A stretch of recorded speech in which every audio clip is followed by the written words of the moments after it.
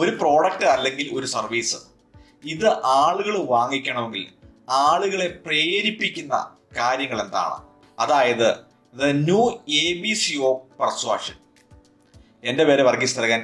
ഒരു പുതിയ സബ്ജക്റ്റിലേക്ക് സ്വാഗതം.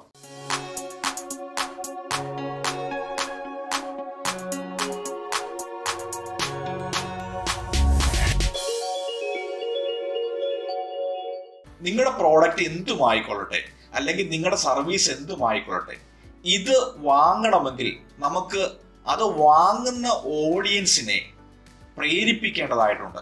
എങ്ങനെയാണ് അവരെ പ്രേരിപ്പിക്കുന്നത്? പ്രധാനപ്പെട്ട 3 കാര്യങ്ങളാണ് ഇവിടെ നമ്മൾക്ക് യൂസ് ചെയ്യാൻ പറ്റുന്നത്. 1, കണക്ട് ചെയ്യുക. 2, ഇൻഫ്ലുവൻസ് ചെയ്യുക. 3, കൺവെർട്ട് ചെയ്യുക. ഈ 3 കാര്യങ്ങളാണ് പ്രേരണയുടെ ബാക്കിൽ വർക്ക് ചെയ്യുന്നത്. അഥവാ പ്രേരണ എന്ന് പറയുന്ന ലാംഗ്വേജ് ആണെങ്കിൽ, പെർസ്വാഷൻ എന്ന് പറയുന്ന ഒരു ലാംഗ്വേജ് ആണെങ്കിൽ, പ്രധാനപ്പെട്ട 3 ABC എന്ന് പറയുന്നത് കൺവെർട്ട്, ഇൻഫ്ലുവൻസ് ആൻഡ് കൺവേർഷൻ. ഈ ഒരു പ്രോസസ്സ് കൃത്യമായി നടന്നാൽ മാത്രമേ നമ്മുടെ പ്രോഡക്റ്റ് അഥവാ നമ്മുടെ സർവീസ് നമ്മുടെ ഓഡിയൻസ് മനസ്സിലാക്കുകയും അവരത് വാങ്ങിക്കുവാൻ അവരുടെ ഉള്ളിൽ നിന്ന് ഒരു പെർസ്വാഷൻ, ഒരു പ്രേരണ ഉണ്ടാകുകയേ ചെയ്യുള്ളൂ. സെയിൽസ് എന്ന് പറയുന്നത് എന്താണ്? സെയിൽസിന്റെ പുതിയ ഡെഫിനിഷൻ എന്ന് പറയുന്നത് വാല്യൂ ട്രാൻസ്ഫർ ചെയ്യുക എന്നുള്ളതാണ്. നമ്മുടെ സാധാ ലൈഫിൽ ആയിക്കൊള്ളട്ടെ, ബിസിനസ് ലൈഫിൽ ആയിക്കൊള്ളട്ടെ, പ്രൊഫഷണൽ ലൈഫിൽ ആയിക്കൊള്ളട്ടെ, ഏത് രീതിയിലാണെങ്കിലും നമുക്ക് ഒരാളെ നേടണമെങ്കിൽ, ഒരാളെ ഇൻഫ്ലുവൻസ് ചെയ്യണമെങ്കിൽ വിൻ വിൻ സ്ട്രാറ്റജിയാണ് അവിടെ അപ്ലൈ ചെയ്യേണ്ടത്. എന്താണ് വിൻ വിൻ സ്ട്രാറ്റജി?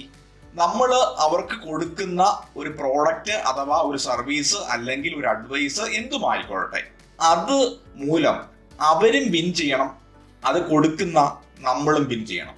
നമ്മുടെ പ്രോഡക്റ്റ് കസ്റ്റമർ വാങ്ങിക്കണമെങ്കിൽ ആ പ്രോഡക്റ്റ് വാങ്ങിക്കുന്നത് കൊണ്ട് കസ്റ്റമറിന് വാല്യൂ കസ്റ്റമർ ലൈഫിലേക്ക്, ജീവിതത്തിലേക്ക് ട്രാൻസ്ഫർ ചെയ്യണം.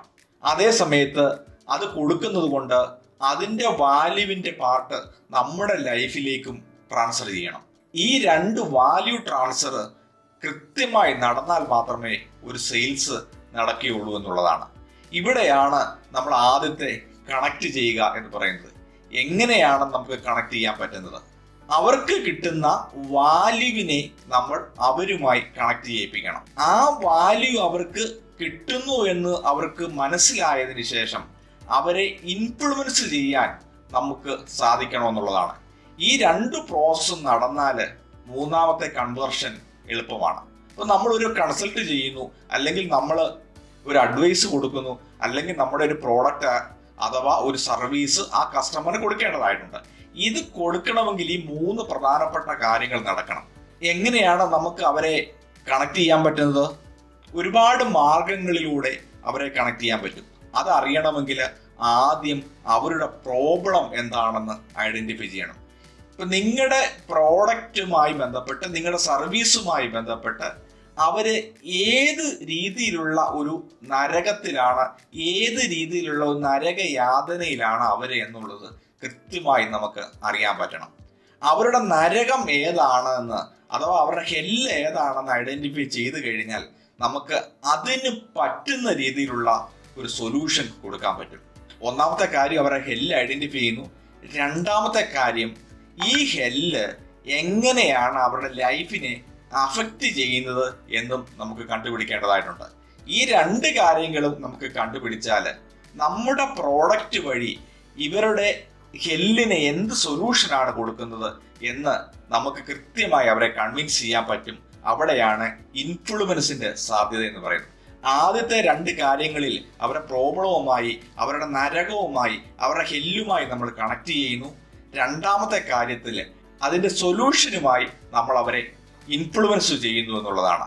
3ാമത്തെ കാര്യമാണ് കൺവേർഷൻ എന്ന് പറയുന്നത്. അവരെ നമ്മുടെ പ്രോഡക്റ്റുമായി കൺവേർട്ട് ചെയ്യിപ്പിക്കണമെങ്കിൽ, നമ്മുടെ സർവീസുമായി അവരെ കൺവേർട്ട് ചെയ്യിപ്പിക്കണമെങ്കിൽ കൃത്യമായ ഒരു വാല്യൂ ട്രാൻസ്ഫർ നടന്നിരിക്കണം.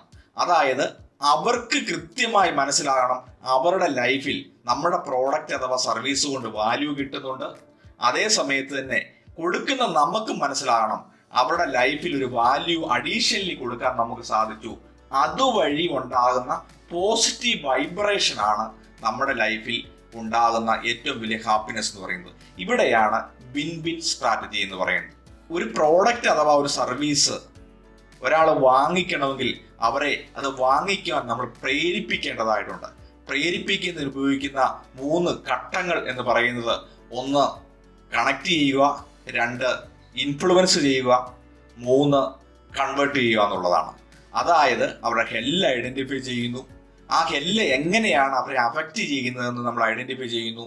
2 നമ്മുടെ പ്രോഡക്റ്റ് അഥവാ സർവീസ് എങ്ങനെയാണ് അവരുടെ ഹെല്ലിന് പരിഹാരമാകുന്നതെന്ന് അവർക്ക് കൃത്യമായ ഐഡിയ കൊടുക്കുന്നു. 3 അതുവഴി അവർക്ക് കിട്ടുന്ന പേഴ്സണൽ ബെനിഫിറ്റ് എന്താണ് എന്ന് കൃത്യമായി അവരെ ബോധ്യപ്പെടുത്തുന്നു.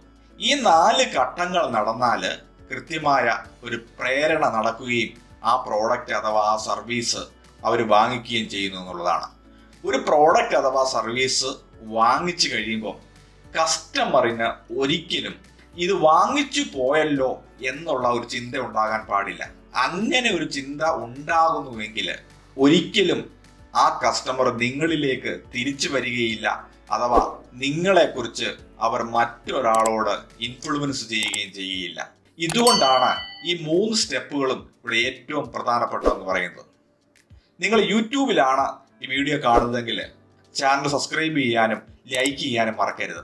നിങ്ങൾ ഫേസ്ബുക്കിലോ ഇൻസ്റ്റാഗ്രാമിലോ കാണുന്നതെങ്കിൽ ഫോളോ ചെയ്യാനും ലൈക്ക് ചെയ്യാനും മറക്കരുത്. മറ്റൊരു സബ്ജക്റ്റുമായി നമുക്ക് വീണ്ടും കാണാം.